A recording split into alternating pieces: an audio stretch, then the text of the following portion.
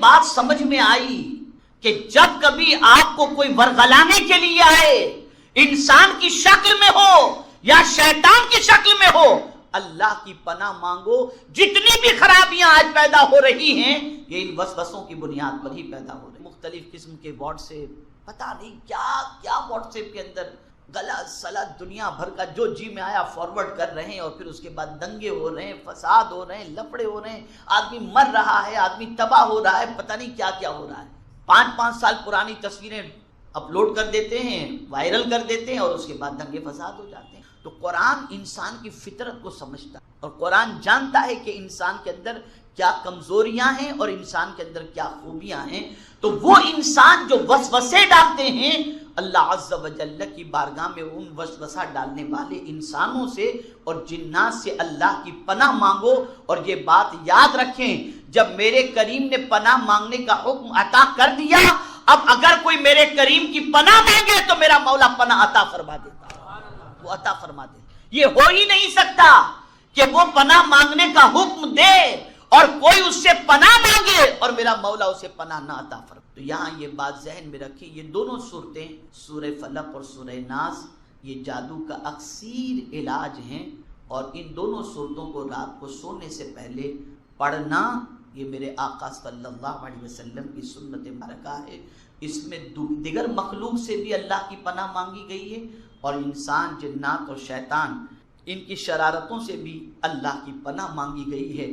آقا کریم صلی اللہ تعالی علیہ وسلم، اب یہاں ایک بات بتا دوں، آقا کریم صلی اللہ تعالی علیہ وسلم ان صورتوں کی تلاوت کرتے تھے، اور خاص طور پر یاد رکھیں مغرب کی نماز کے اندر ان صورتوں کی تلاوت، اس کی وجہ سے اللہ رات بھر حفاظت فرمائے۔ اور کبھی حضور صلی اللہ علیہ وسلم نے فجر کی نماز میں بھی اس کی تلاوت فرمائی ہے۔ آقا کریم صلی اللہ علیہ وسلم طوال مفصل جو ہے، یعنی فجر کی نماز میں لمبی قرأت کرنا، یہ سرکار صلی اللہ علیہ وسلم کی سنت مبارکہ ہے۔ لیکن کبھی کبھی حضور صلی اللہ علیہ وسلم نے سورہ ناس کی بھی تلاوت فجر کی نماز میں فرمائی، اور فجر کی نماز میں تلاوت کرنے کے بعد صحابہ سے پوچھا حضور نے کیسا رہا آج کا، چونکہ صحابہ قرآن کی آیتوں کے ترجمے کو اور معنی کو جانتے تھے، اس لیے صحابہ کہتے تھے حضور بہت اچھا رہا۔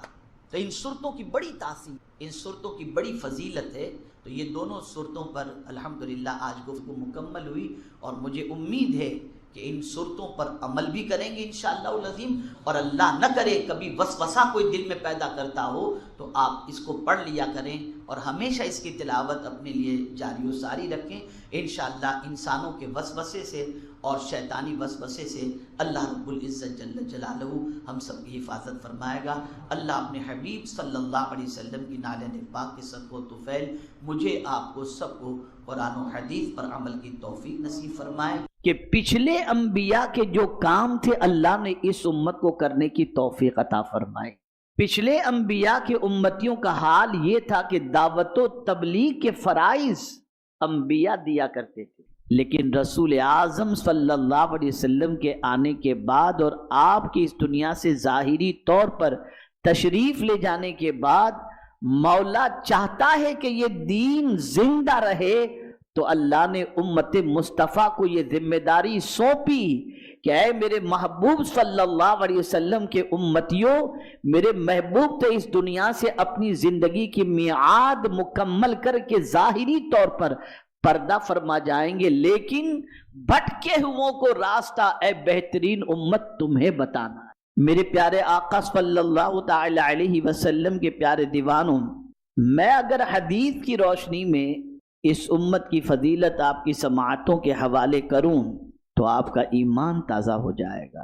حضرت مقاتل ابن سلیمان رضی اللہ تعالی عنہ سے مروی ہے کہ حضرت موسیٰ علیہ الصلاۃ والتسلیم نے اللہ کی بارگاہ میں عرض کیا، الہ العالمین، میں نے تورات کی تختیوں میں ایسی امت کا ذکر پایا ہے جو شفاعت کریں گے اور ان کی شفاعت قابل قبول ہوگی، اے اللہ انہیں میری امت بنا دے۔ موسیٰ علیہ السلام نے توریت میں ایسی امت کا ذکر پڑھا جو امت شفاعت کرے گی، اس کی شفاعت اللہ قبول فرمائے گا۔ تو حضرت موسیٰ اللہ کی بارگاہ میں عرض کرتے ہیں، اے اللہ اس امت کو میری امت بنا دے۔ تو رب العالمین جل جلالہ نے ارشاد فرمایا، وہ تو میرے مصطفیٰ کریم کی امت ہوگی۔ پھر حضرت موسیٰ علیہ الصلاۃ والتسلیم نے اللہ کی بارگاہ میں عرض کیا، الہ العالمین، میں نے تورات کی تختیوں میں ایک ایسی امت کا ذکر دیکھا ہے جن کے لیے 5 نمازیں ان کے گناہوں کا کفارہ بنیں گی، انہیں میری امت بنا دے۔ تو رب العالمین جل جلالہ نے ارشاد فرمایا، اے موسیٰ وہ تو میرے محبوب کی امت ہے۔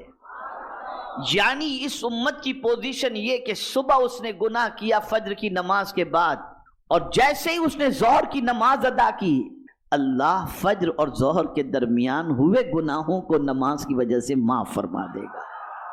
تو حضرت موسیٰ علیہ السلام نے ایسی عظیم امت جس کو اللہ نے یہ اعزاز عطا فرمایا، جس پر اللہ نے یہ کرم فرمایا، آرزو کرتے ہیں کہ اللہ یہ امت میری امت بنا دے، تو رب نے فرمایا کہ یہ میرے محبوب کی امت ہے۔ تو پھر حضرت موسیٰ علیہ السلام نے عرض کیا، اے میرے پروردگار، میں نے تورات میں ایسی امت کا تذکرہ دیکھا ہے جو گمراہوں کو قتل کریں گے، بلکہ بھینگے دجال کو بھی قتل کریں گے، انہیں میری امت بنا دے۔ تو رب نے فرمایا وہ تو میرے محبوب کی امت ہے۔ میرے پیارے آقا صلی اللہ تعالی علیہ وسلم کے پیارے دیوانوں، اب آپ دیکھیں حضرت موسیٰ علیہ الصلاۃ والتسلیم اسی طریقے سے عرض کرتے جا رہے ہیں، یہاں تک کہ حضرت موسیٰ علیہ الصلاۃ والتسلیم نے رب قدیر کی بارگاہ میں عرض کیا کہ یا رب العالمین، میں نے تورات کی تختیوں میں ایک ایسی امت کا تذکرہ پایا ہے جس امت کے 70,000 افراد بغیر حساب و کتاب کے جنت میں داخل ہوں گے، اے اللہ انہیں میری امت بنا دے۔ تو رب قدیر جل جلالہ نے فرمایا وہ تو میرے نبی کی امت ہوں گے، میرے محبوب کی امت ہوں گے۔ حضرت قتادہ سے بھی اسی طرح ہی مروی ہے، لیکن ان کی روایت میں یہ اضافہ ہے کہ حضرت موسیٰ علیہ الصلاۃ والتسلیم نے اللہ کی بارگاہ میں عرض کیا، یا رب العالمین، میں نے تورات کی تختیوں میں ایک ایسی امت کا ذکر پایا ہے جو بہترین امت ہوگی، اچھائی کا حکم اور برائی سے منع کرے گی، انہیں میری امت بنا دے۔ ارشاد باری تعالی کہ پروردگار ارشاد فرمائے گا وہ تو میرے محبوب محمد عربی صلی اللہ علیہ وسلم کی امت ہے۔ میرے پیارے آقا صلی اللہ تعالی علیہ وسلم کے پیارے دیوانوں، اس طرح سے جتنی بھی امت مصطفیٰ کی فضیلت اللہ نے توریت کے اندر بیان فرمائی، حضرت موسیٰ علیہ الصلاۃ والتسلیم نے بار بار اپنے رب کی بارگاہ میں عرض کیا کہ اے اللہ، تورات کی تختیوں میں جس امت کا ذکر ہے اس کو میری امت بنا دے۔ رب قدیر نے بار بار یہی فرمایا، یہ تو میرے محبوب صلی اللہ علیہ وسلم کی امت ہے۔ اب دیکھیے حضرت موسیٰ علیہ الصلاۃ والتسلیم یہ ساری فضیلت امت کی سننے کے بعد بارگاہ رب العزت میں کیا عرض کرتے ہیں؟ کون موسیٰ جنہیں رب قدیر نے کلیم ہونے کا شرف عطا فرمایا اور تاج کلیمی ان کے سر پر رکھا۔ میرے پیارے آقا صلی اللہ علیہ وسلم کے پیارے دیوانوں، حضرت موسیٰ علیہ الصلاۃ والتسلیم کا مقام بہت عرف و اعلیٰ ہے، بہت بلند و بالا ہے۔ حضرت موسیٰ علیہ الصلاۃ والسلام اولو العزم رسولوں میں سے ایک عظیم رسول ہیں۔ پروردگار جل جلالہ کی بارگاہ میں امت مصطفیٰ کے فضائل توریت والے بیان کر کے جب رب نے بار بار یہی فرمایا کہ اے موسیٰ وہ تو میرے محبوب کی امت ہے، میرے محبوب کی امت ہے، اب حضرت موسیٰ کیا عرض کرتے ہیں سماعت کریں۔ حضرت موسیٰ علیہ الصلاۃ والسلام نے جب حضور کی امت کے اتنی فضیلت سنی تو اللہ کی بارگاہ میں عرض کرتے ہیں، الہ العالمین، اگر اس مبارک امت کو میری امت نہیں بناتا، جتنی فضیلتیں اس امت کی ہیں، اگر اس امت کو میری امت نہیں بناتا تو پھر مجھے ہی امت مصطفیٰ میں بنا دے۔ گویا کہ حضرت موسیٰ علیہ الصلاۃ والتسلیم اللہ کی بارگاہ کے اندر دعا کرتے ہیں کہ وہ امت مصطفیٰ میں شامل ہو۔ کتنا اونچا مقام ہے حضور صلی اللہ علیہ وسلم کی امت کا کہ کلیم اللہ آرزو کر رہے ہیں کہ اللہ تعالیٰ انہیں امت مصطفیٰ صلی اللہ علیہ وسلم میں شامل فرما دے۔ اس سے یہ بات سمجھ میں آئی کہ اللہ عز و جل نے اس امت کو یعنی ہم امت مصطفیٰ صلی اللہ علیہ وسلم کو بڑا اونچا مقام عطا فرمایا ہے۔ اللہ تعالیٰ نے حضرت موسیٰ علیہ الصلاۃ والتسلیم کی طرف وہی بھیجی، یا موسیٰ انی اصطفیتک علی الناس برسالاتی و بکلامی فخذ ما آتیتک وکن من الشاکرین۔ اے موسیٰ، میں نے سرفراز کیا تجھے تمام لوگوں پر اپنی پیغمبری سے اور اپنے کلام سے، اور لے لو جو میں نے تمہیں دیا، تم ہی ہو جاؤ شکر گزار بندوں میں سے۔ کہ اے موسیٰ، تم نے جو آرزو کی ہے وہ تو اپنی جگہ پر ہے، لیکن میں نے تمہیں کلیم بھی بنایا، اپنے رسولوں میں سے بنایا، تو جو کچھ میں نے تمہیں عطا کر دیا اس پر میرا تم شکر ادا کرو اور شکر کو بجا لاؤ۔ میرے پیارے آقا صلی اللہ تعالی علیہ وسلم کے پیارے دیوانوں، حضرت موسیٰ علیہ الصلاۃ والتسلیم راضی ہو گئے۔ اب عرض کرنے کا منشا یہ ہے کہ اس امت کا مقام اللہ رب العزت جل جلالہ کے نزدیک بہت عرف و اعلیٰ ہے، بہت بلند و بالا ہے۔ اب آئیے میں آپ کو تھوڑا سا اور سمجھاؤں تاکہ اپنا مقام سمجھ سکیں۔ ہم نے نہیں سمجھا اپنا مقام۔ آج جب ہم اپنے مقام کو بھول گئے، اپنے اسٹیٹس کو بھول گئے، اللہ کی طرف سے ملنے والے مرتبے کو بھول گئے، بلکہ اگر یہ کہوں تو غلط نہ ہوگا کہ اللہ نے تو ہمیں مرتبہ عطا کر دیا، لیکن اس مرتبے کی لاج رکھنا ہم نے چھوڑ دیا، تو آج ہماری پوزیشن یہ ہوئی کہ پیروں تلے روندے جا رہے ہیں۔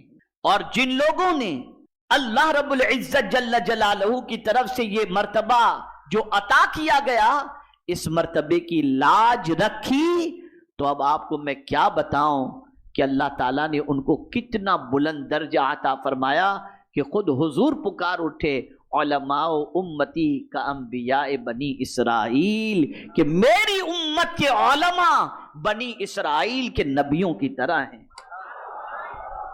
اتنا اونچا مقام۔ ایک آیت کے ذریعے تھوڑا سا سمجھا دوں۔ میرے پیارے آقا صلی اللہ تعالی علیہ وسلم کے پیارے دیوانوں، حضرت سلیمان علیہ الصلاۃ والتسلیم کے امتی کا حال کیا ہے؟ مجمع ہے، آپ ارشاد فرماتے ہیں کون ہے تخت بلقیس کو میرے پاس لا کر کے پیش کر دے، اور جلدی سے۔ تو قرآن کہتا ہے آپ کے ماننے والوں میں آصف برخیہ نام کا جو موجود تھا، اس کے پاس کون سی کتاب کا علم تھا؟ قال الذی عنده علم من الکتاب انا آتیک بہ قبل ان یرتد الیک طرفک۔ جس کے پاس کتاب کا علم تھا، کون سی کتاب کا؟ قرآن تو نازل نہیں ہوا تھا، قرآن تو نازل نہیں ہوا تھا۔ بڑی تعداد میں طلبہ بھی موجود ہیں، غور سے اس چیز کو سمجھیں۔ کس کتاب کا علم تھا ان کے پاس؟ قرآن کا علم تو نہیں تھا، اور جس کتاب کا علم تھا وہ کتاب قرآن سے بھی تو افضل نہیں۔ قرآن اللہ کی کتابوں میں سب سے عظمت والی کتاب کا نام ہے۔ جیسے حضور سارے رسولوں میں افضل، ایسے حضور پر نازل ہونے والی کتاب بھی ساری کتابوں سے افضل، اور حضور کی امت بھی سارے نبیوں کی امت سے افضل۔ غور سے سنیے گا، بات تھوڑی سمجھ میں آئے گی۔ قال الذی عنده علم من الکتاب، جس کے پاس کتاب کا علم تھا، اس نے کہا انا آتیک بہ قبل ان یرتد الیک طرفک، پلک کے جھپکنے سے پہلے میں آپ کے سامنے تخت بلقیس لا کر کے پیش کر دوں گا۔ اب میں آپ سے پوچھنا چاہتا ہوں، جس کے پاس کتاب کا علم تھا، وہ کتاب ممکن ہے اللہ عز و جل کا کوئی صحیفہ ہو جس کا علم اس کے پاس ہو؟ اس کی طاقت کا عالم یہ کہ منو ٹن کا تخت اور سینکڑوں میل کی دوری پر موجود اور کئی دروازوں میں بند، لیکن وہ کہہ رہا ہے کہ پلک کے جھپکنے سے پہلے تخت بلقیس کو لا کر آپ کے سامنے پیش کر دوں گا۔ اب یہیں سے آپ سمجھیں حضور کی امت کی فضیلت کو، کہ جب اس کتاب کے علم والے کی طاقت کا یہ عالم، تو جس کے پاس قرآن کا علم ہوگا، اس کتاب کا علم رکھنے والے کا مقام کتنا عرف و اعلیٰ ہوگا۔ اسی لیے سارے نبیوں کے صحابہ سے افضل حضور کے صحابہ، سارے نبیوں کے امتی سے افضل حضور صلی اللہ علیہ وسلم کے امتی۔ تو میرے پیارے آقا صلی اللہ علیہ وسلم کے پیارے دیوانوں، اور یہ بھی اچھی طریقے سے ذہن کے اندر رکھیں کہ حضور صلی اللہ علیہ وسلم کی امت کو جو 5 اسپیشل چیزیں عطا کی گئیں جو دیگر امت کے کمپیر کے اندر امتیازی پوزیشن رکھتی ہیں، یہ 5 چیزیں کسی نبی کی امت کو اللہ نے نہیں عطا فرمائیں، یہ 5 چیزیں صرف حضور کی امت کو عطا فرمائیں۔ آپ اور ہم بھی حضور کی امت میں ہیں، غور سے سنیں۔ حضرت ابو ہریرہ رضی اللہ تعالیٰ عنہ نبی یہ کائنات صلی اللہ علیہ وسلم سے روایت کرتے ہیں کہ آقا و مولا نبی کریم صلی اللہ علیہ وسلم نے ارشاد فرمایا کہ مجھے ایسے امتیازات عطا کیے گئے جو مجھ سے پہلے کسی نبی کو نہیں عطا ہوئے۔ یہ حضور کے بارے میں، حضور کی امت کے بارے میں نہیں، حضور کے بارے میں۔ مجھے سرخ و سیاہ کی طرف رسول بنا کر بھیجا گیا، میرے لیے روئے زمین کو مسجد اور قابل طہارت بنا دیا گیا، 1 مہینے کی مسافت سے میرے روب دشمنوں پر ڈال دیا گیا، میرا روب، میرے لیے مال غنیمت کو حلال قرار دے دیا گیا، مجھے اذن شفاعت عطا ہوا، وہ میں نے اپنی امت کے لیے محفوظ کر لیا۔ اب حضور صلی اللہ علیہ وسلم کو یہ اعزاز ملا، یہ امتیازات، کسی نبی کو اللہ نے یہ 5 خصوصیات نہیں عطا فرمائی، حضور کو عطا فرمائی۔ اب حضور کے صدقے میں اس امت کو جو اعزاز ملا وہ سنیے۔ حضرت کعب احبار رضی اللہ تعالیٰ عنہ فرماتے ہیں کہ اللہ جل شانہ نے اس امت کو 3 ایسے اعزازات عطا فرمائے ہیں جو انبیاء کرام کو عطا کیے گئے۔ 3 خصوصیت۔ پہلی، ہر نبی کو اللہ تعالیٰ نے اس کی امت پر گواہ بنایا اور اس امت کو تمام لوگوں پر گواہ بنایا، یعنی جتنے بھی انبیاء ہیں قیامت کے دن وہ اپنی اپنی امت کی گواہی دیں گے، تو گواہی دینے کا کام قیامت میں انبیاء کا ہوگا۔ لیکن اے امت مصطفیٰ اپنی عظمت پر قربان کہ جو گواہی دینے کا کام قیامت میں انبیاء کریں گے، اللہ تعالیٰ امت مصطفیٰ کو بھی قیامت میں گواہی دینے والا بنایا ہے، جیسا کہ اللہ نے قرآن شریف میں ذَلِكَ جَعَلْنَاكُمْ أُمَّةً وَسَطًا لِتَكُونُوا شُهَدَاءَ عَلَى النَّاسِ وَيَكُونَ الرَّسُولُ عَلَيْكُمْ شَهِيدًا۔ میرے پیارے آقا صلی اللہ علیہ وسلم کے پیارے دیوانوں، ہوگا کیا قیامت میں جب دیگر انبیاء کرام علیہم الصلاۃ والتسلیم کی امت کے حوالے سے فیصلہ ہوگا اور اس امت سے پوچھا جائے گا کہ کیا تم کو میرے انبیاء نے، میرے نبیوں نے دعوت نہیں دی تھی دین کی؟ تمہیں سب نہیں بتایا تھا اچھا برا؟ تمہاری طرف میں نے نبی نہیں بھیجے تھے؟ تو اس وقت انبیاء کرام کی امت جھوٹ بولے اور قیامت میں کہے گی تیرے نبیوں نے ہم تک کوئی پیغام نہیں پہنچایا۔ تو اللہ تعالیٰ انبیاء کرام سے فرمائے گا کہ یہ جھوٹ بول رہے، کوئی گواہ ہو تو پیش کرو، تم نے پیغام پہنچایا ہے، اس کی کوئی گواہ ہو، کس کے کوئی گواہ ہو تو پیش کرو۔ قربان جائیے امت مصطفیٰ کی عظمت پر، انبیاء حضور کی امت کو گواہ بنا کر پیش کریں گے اور حضور کی امت گواہی دے گی کہ یہ انبیاء کرام نے یقیناً تیرا پیغام پہنچایا تھا، ہم اس کی گواہی دیتے ہیں۔ تو انبیاء کرام کی امت کہے گی یہ تو تھے ہی نہیں، یہ تو تھے ہی نہیں، ان کی گواہی کیسے قبول کی جائے گی؟ تو جب ان سے پوچھا جائے گا کہ تم تھے نہیں تو گواہی کیوں دے رہے ہو، تو کہیں گے ہم تو نہیں تھے لیکن تیرے سچے رسول نے ہمیں بتایا تھا، تو ان کے کہنے پر ہم گواہی دے رہے ہیں۔ اللہ تعالیٰ امت مصطفیٰ کی گواہی کو قبول فرما لے گا۔ یہ فضیلت قیامت میں بھی جو امت مصطفیٰ کو مقام ملے گا کتنا عرف و اعلیٰ ملے گا، ذرا سوچو۔ اسی کے ساتھ آپ دیکھیں دوسرا اعزاز انبیاء کرام کے لیے حکم ہوا ہے، یا ایھا الرسول کلوا من الطیبات واعملوا صالحا، اے میرے پیغمبرو پاکیزہ چیزیں کھاؤ اور اچھا کام کرو۔ یہاں ایک میں آپ کو توجہ آپ کی چاہوں گا، کھانا کیوں چاہیے، یہ مقصد بیان کیا جا رہا ہے۔ کھانے کا مقصد کیا ہونا چاہیے یہ قرآن بیان کر رہا ہے، اور کیا کھانا چاہیے یہ بھی قرآن بیان کر رہا ہے۔ جو ملا سب نہ کھا لو بلکہ کھاؤ پاکیزہ چیزوں میں سے، فرمایا گیا امت مصطفیٰ کو نہیں، یہ بات تو امت مصطفیٰ صلی اللہ علیہ وسلم سے کہی گئی ہے، لیکن یہی بات اللہ نے انبیاء سے فرمائی، رسولوں سے فرمائی کہ کھاؤ پاکیزہ چیزوں میں سے۔ اور کیوں کھاؤ؟ کھا کر کے نیک عمل کرو، کھا کر نیک عمل کرو۔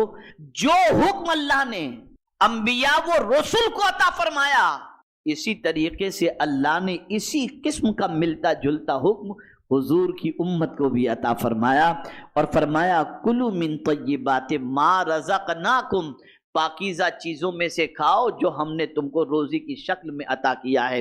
یہاں سے یہ بات سمجھ میں آئی کہ اللہ تعالیٰ نے اس امت کو کتنا بڑا اعزاز عطا فرمایا کہ بعض وہ چیزیں جو اپنے رسولوں کو اس نے فرمائیں، وہی بات اس نے اپنے نبی کی امت کو بھی عطا فرمائی ہے۔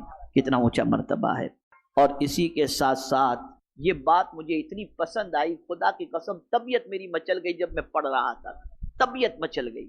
ہر نبی کو اللہ نے ایک دعا دی ہے، اور ویسے یعنی سارے انبیاء مستجاب الدعوات ہوتے ہیں، ان کی دعائیں بارگاہ سمدیت میں مقبول ہوتی ہیں، لیکن ایک دعا اسپیشل اللہ نے ان کو موقع دیا کہ یہ ایک دعا ضرور تم کرو، رد نہیں ہوگی۔ تو تقریباً انبیاء نے دنیا ہی میں وہ دعا کر لی، لیکن حضور صلی اللہ علیہ وسلم نے اس دعا کو آخرت کے لیے چھوڑ دیا۔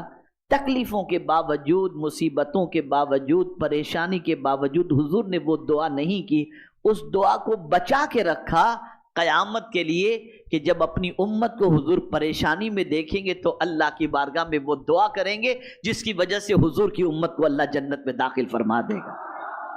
لیکن جو چیز سمجھنی، انبیاء کو ایک دعا دی گئی کہ تم کرو، جیسے وہ مستجاب الدعوات ہوتے ہیں، تو اس امت کو اللہ نے کیا دیا؟ اللہ قربان جائے، اللہ نے اس امت سے فرمایا ادعونی استجب لکم، اللہ فرماتا ہے مجھ سے مانگو میں تمہاری دعا قبول کروں گا۔ یعنی انبیاء کی دعا کو اللہ قبول فرماتا ہے، اور ان کے صدقے میں، رسول اعظم صلی اللہ علیہ وسلم کے صدقے میں اللہ نے اس امت کو بھی یہ توفیق اور موقع عطا فرمایا کہ میرے بندو، میرے محبوب کی امتیوں، تم غم نہ کرو، تم مجھ سے دعا کرو، میں تم۔ یہ بہت بڑا اعزاز ہے اس امت کا، بہت بڑا اعزاز ہے۔ اب یہاں ایک چھوٹی سی بات میں آپ کو سمجھاؤں، حضور کی سنت کی روشنی میں یاد رکھیے گا، زندگی بھر کام آنے والی بات بتا رہا ہوں۔ آج اگر ہم پر مصائب کے پہاڑ ٹوٹتے ہیں، تکلیفیں آتی ہیں، تو ہم کیا کرتے ہیں؟ ہم اللہ کی بارگاہ میں عرض کرتے ہیں اللہ میری کوئی نیکی جو تجھے پسند ہو، اس کے صدقے میں تو میری تکلیف کو معاف دور فرما دے، پریشانی کو دور فرما دے۔ کرتے ہیں نا، غلط نہیں ہے، لیکن جن کی سوچ اونچی ہوتی ہے ان کا مانگنے کا طریقہ بھی عجیب ہوتا ہے۔ ایک اللہ کے ولی سخت آزمائش میں گرفتار ہوئے، سخت تکلیف میں گرفتار ہوئے، اور وہ تکلیف ایسی تھی کہ ان کو ہلا کے رکھ دی، اور ان کو چین نہیں تھا۔ بہت عظیم فکر میں پیش کر رہا ہوں، کسی کروٹ ان کو سکون نہیں تھا، تو اللہ کی بارگاہ میں عرض کرتے ہیں میرے مولا، میری نیکیوں میں سے اگر کوئی نیکی تجھے بہت پسند ہو تو اس نیکی کے صدقے میں میری تکلیف کو دور فرما دے۔ ان کی دعا قبول ہوئی، اور تکلیف آنے واحد کے اندر ختم ہو گئی، پلک کے جھپکتے تکلیف ختم۔ اب تکلیف ختم ہوئی تو وہ رونے لگے۔